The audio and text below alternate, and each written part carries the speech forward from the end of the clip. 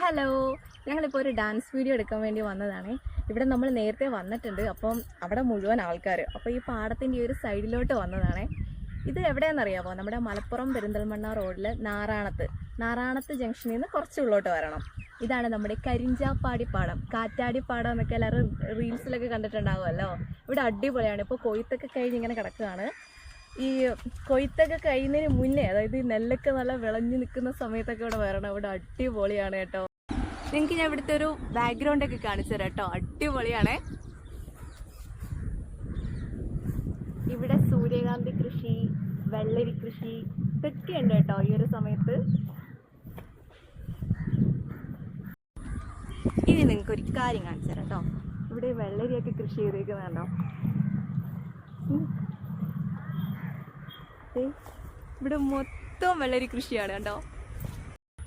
എനിക്ക് തോന്നുന്നു ഇവിടെ നല്ല വെള്ളരിയെല്ലാം എടുത്തിട്ട് പോയി. ബാക്കി കൊള്ളാത്തതൊക്കെ എനിക്ക് വിത്തെടുക്കാൻ വേണ്ടിയിട്ട് ഇവിടെ ഇട്ടിരിക്കുവാണെന്ന് തോന്നുന്നു. നോക്കാം. ആണ് കേട്ടോ, നല്ലതെല്ലാം കൊണ്ടുപോയിട്ടുണ്ട്. അതെല്ലാം ചീത്തയായിട്ടുള്ളതാണ് കേട്ടോ. ഈ വിത്തെടുത്ത് അവർ സൂക്ഷിച്ച് വെച്ചിരിക്കും അടുത്ത സീസൺ ആകുമ്പോഴത്തേക്ക് ഇടാൻ വേണ്ടിയിട്ട്.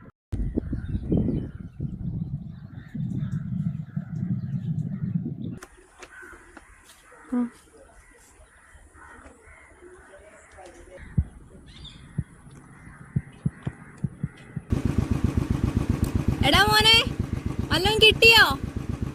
ഇല്ല.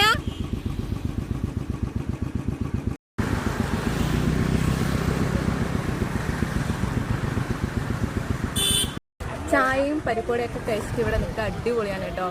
ഇത് ഭയങ്കര കാറ്റാണ്, അതുകൊണ്ടായിരിക്കും കാറ്റാടിപ്പാടം എന്ന് പേര് കിട്ടിയത്.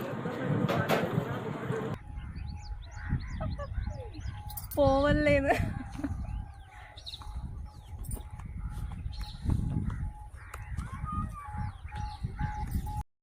ഞങ്ങളിവിടെ വീഡിയോ എടുത്തോണ്ടിരുന്നപ്പോഴേ അങ്ങ് ഒരു വീട്ടിലെ കുറച്ച് കുട്ടികൾ പോവല്ലേ എന്ന് പറഞ്ഞ് വിളിക്കുന്നുണ്ട് കേട്ടോ. അവർ വരുന്നു കേട്ടോ, അതുവഴി വരുന്നുണ്ട്. ആരാന്ന് നമുക്ക് അറിയില്ല, നോക്കാം.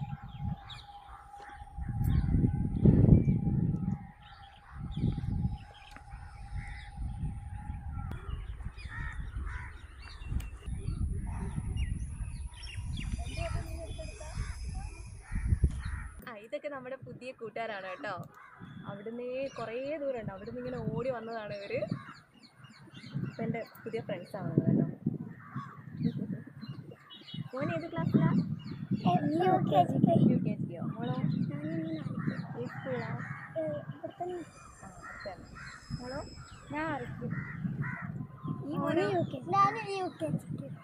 യുകെജി ആയിട്ടേ ഉള്ളൂ. അപ്പോഴത്തേക്ക് മുടിയൊക്കെ കളർ ചെയ്ത് ഭയങ്കര സ്റ്റൈലാക്കിയല്ലോ.